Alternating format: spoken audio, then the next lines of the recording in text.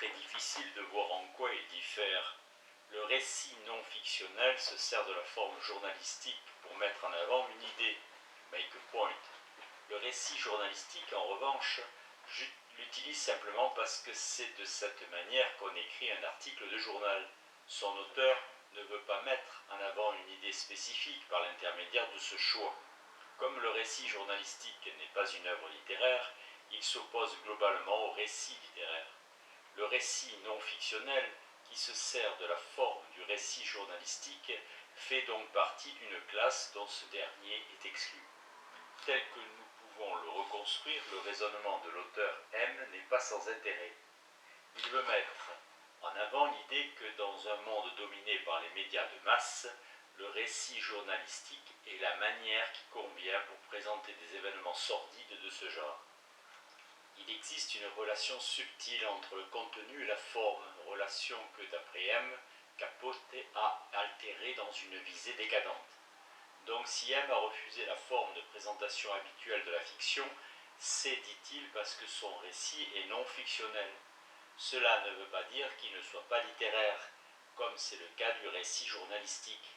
Nous avons déjà pu voir que les artistes du pop art se sont servis des écrans et des images tramées typiques des moyens de communication de masse pour présenter les images intenses de l'histoire contemporaine et pour souligner la violence de notre époque.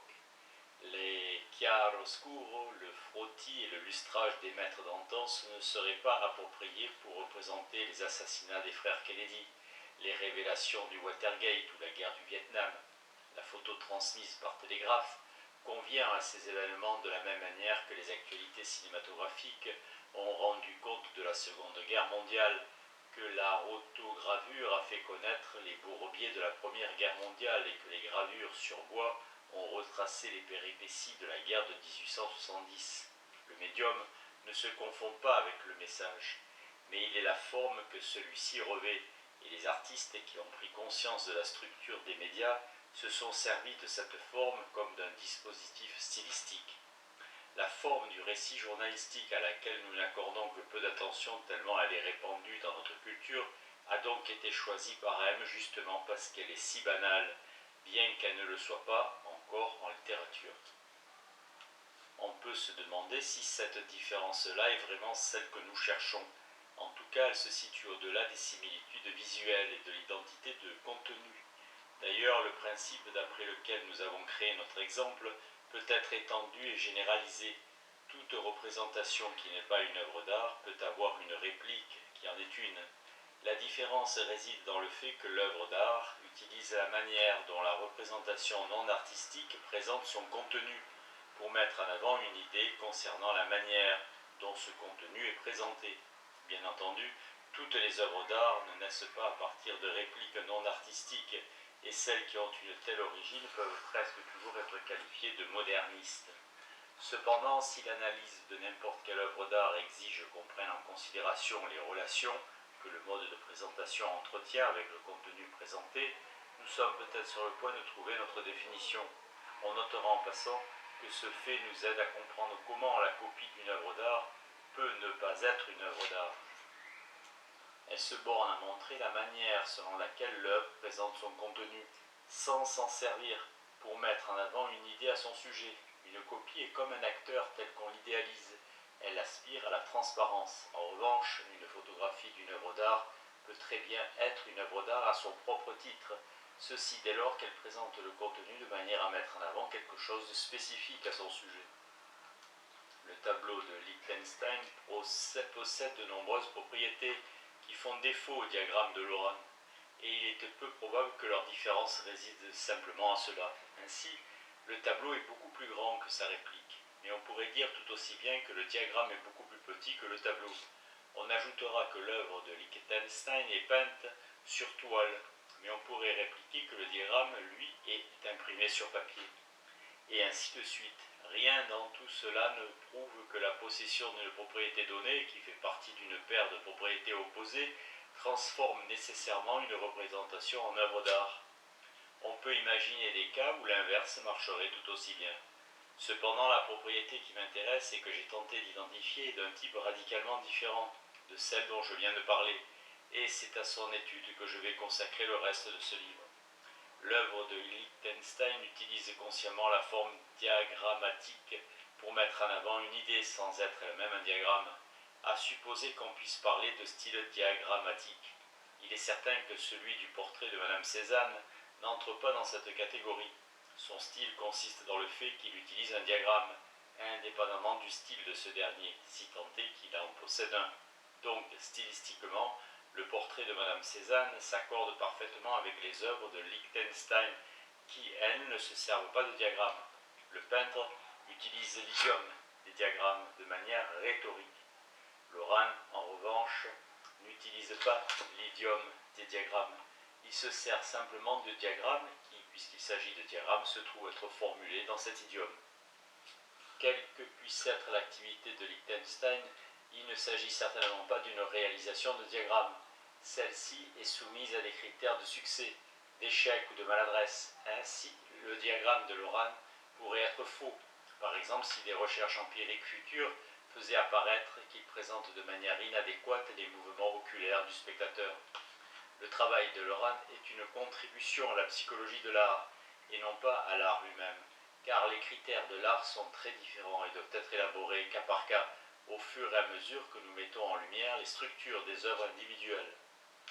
Cela dit, on se déroberait à la responsabilité qui est celle du philosophe, si une fois concédé qu'il faut procéder cas par cas, on n'allait pas au-delà afin de découvrir quels principes généraux peuvent éventuellement intervenir.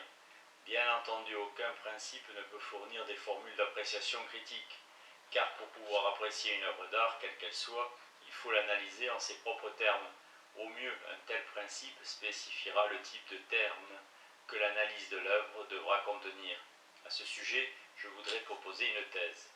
Je la formulerai ainsi. L'usage particulier que les œuvres d'art, dans leur opposition catégorielle aux simples représentations, font des moyens de représentation n'est pas spécifié de manière exhaustive par la spécification exhaustive du contenu représenté. L'usage artistique des moyens de représentation va au-delà de toute considération sémantique, qu'il s'agisse de Sinn ou de la Bedeutung. Quelle que soit, en fin de compte, la chose que l'œuvre de Lichtenstein représente, il est sûr qu'elle exprime quelque chose à propos de ce contenu. Elle y arrive en partie grâce aux connotations que possèdent les diagrammes dans notre culture, étant donné qu'on les trouve dans les domaines de l'économie, des statistiques, de la mécanique, de la géométrie descriptive et des modes d'emploi.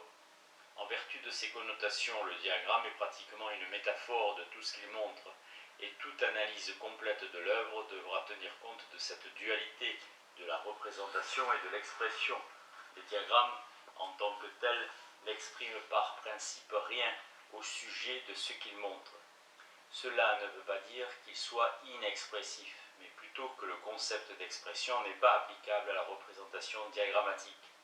Ce n'est donc pas comme si on attribuait la valeur 0 à la variable de l'expression.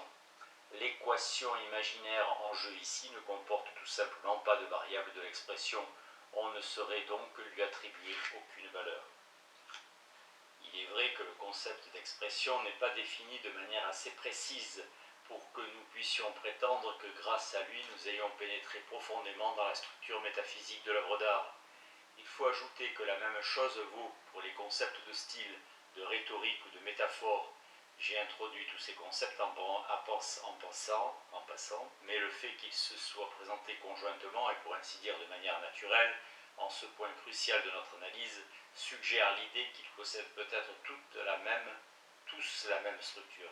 S'il en était ainsi, nous pourrions apprendre davantage au sujet de chacun d'eux en les étudiant tous ensemble qu'en analysant séparément la métaphore ou l'expression.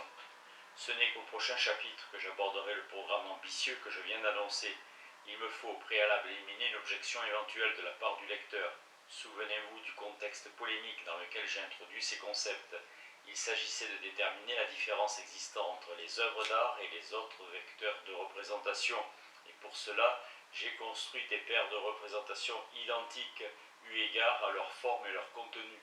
Ensuite, j'ai proposé la thèse selon laquelle, contrairement aux représentations ordinaires, les œuvres d'art expriment toujours quelque chose au sujet de leur contenu.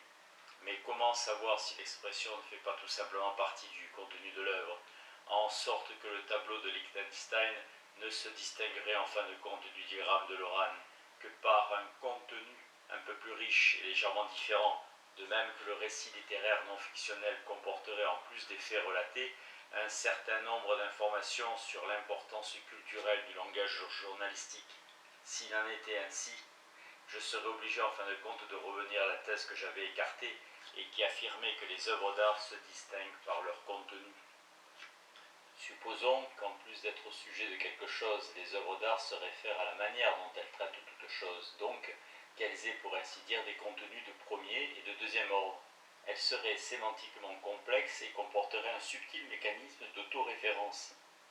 Ce ne serait donc pas par accident que le statut des œuvres d'art est indissociable du fait qu'elles sont à propos de l'art, donc à propos d'elles-mêmes, et que, comme je l'ai soutenu, le concept d'art est indispensable à leur existence. Supposons qu'il en soit à peu près ainsi, n'importe quelle représentation partiellement autoréférentielle ne risque-t-elle pas alors d'être une œuvre d'art? Et dans ce cas, la tâche ne serait-elle pas infinie? Quelle que soit la réponse à cette objection de taille, il est réconfortant de constater qu'en tout cas nous semblons avoir progressé dans notre recherche, puisque pour autant que je sache, dans toute l'histoire de la philosophie de l'art, la question n'a jamais encore été posée sous cette forme. On peut s'en rendre compte en réfléchissant au fait que, quelles que soient les qualités auxquelles le concept d'expression et les autres concepts du même ordre se réfèrent, qu'il s'agisse de véritables catégories représentationnelles ou simplement de qualités appartenant à des représentations, il est impossible d'en tenir compte dans le cadre des conventions de la théorie mimétique de l'art. Je pense que c'est là le point faible de cette théorie qui, par ailleurs, possède une certaine noblesse philosophique. J'espère montrer que son incapacité à prendre en considération les concepts que nous venons d'introduire précipite sa ruine. Après tout, Socrate s'était rendu compte que la théorie mimétique est incapable d'établir une distinction entre les représentations non artistiques, si on accepte de compter les images spéculaires parmi les représentations, et les représentations artistiques. Le fait que Platon soit considéré comme un partisan de la théorie mimétique de l'art est donc le comble de l'ironie. Je voudrais maintenant essayer de relever le défi lancé par Socrate. Je pense que ce faisant, nous en apprendrons un peu plus au sujet des qualités évoquées ci-dessus, et que nous serons mieux armés pour affronter l'objection que nous avons rencontrée. Mon but n'est pas de démolir une théorie, mais d'identifier les éléments de l'atmosphère de l'art dont elle aurait eu besoin pour survivre. Je laisserai sans réponse la question historique de savoir jusqu'à quel point on avait déjà pris conscience de ces éléments dans l'Antiquité ou plus tard.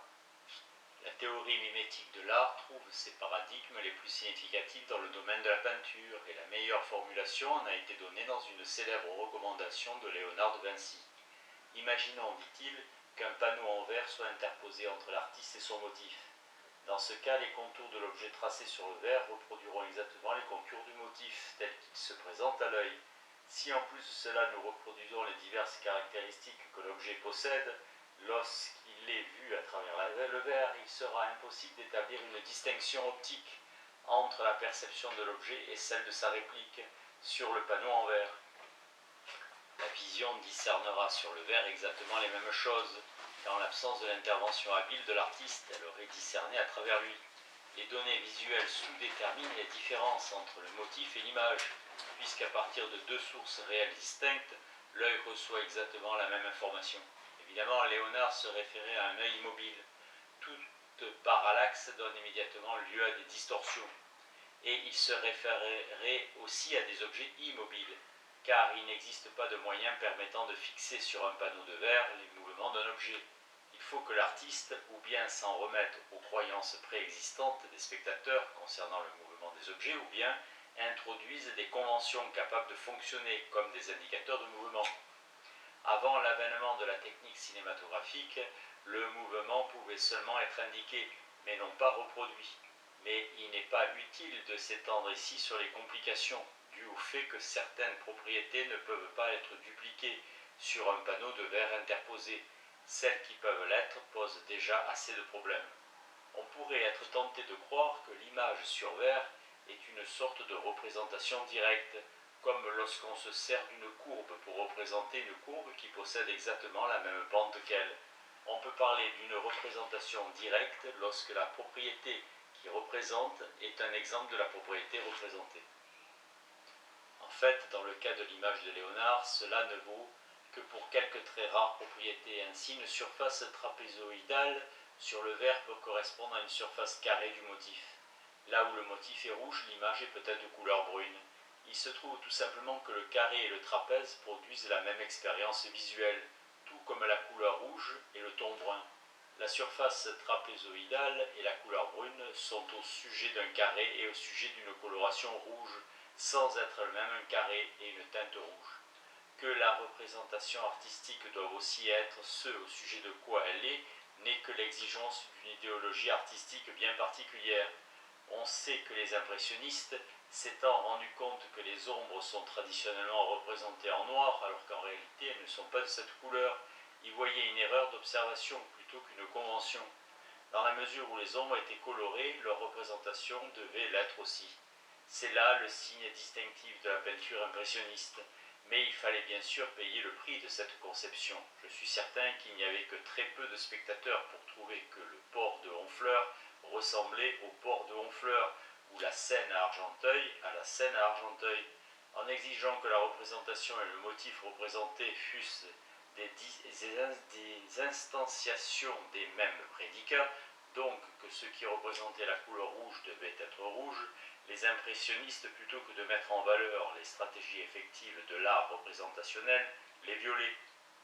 En effet, ces stratégies visent à faire naître des expériences équivalentes grâce à des stimuli non équivalents. À proprement parler, lorsqu'il perçoit l'image, le spectateur ne perçoit pas ce qu'il aurait perçu en percevant l'objet. Cela en a seulement l'air, la possibilité pour des ensembles distincts de causes de provoquer des expériences indiscernables a été depuis toujours l'arme secrète des tenants de l'illusionnisme. Comme l'expérience sensorielle sous-détermine ces causes, il y a illusion dès lors que le spectateur croit percevoir le motif, alors que c'est l'image qu'il perçoit. Ce qui importe, ce n'est pas la différence réelle qui existe entre le motif et la représentation, mais l'effet visuel qu'ils produisent et la séduction qu'ils exercent sur l'esprit.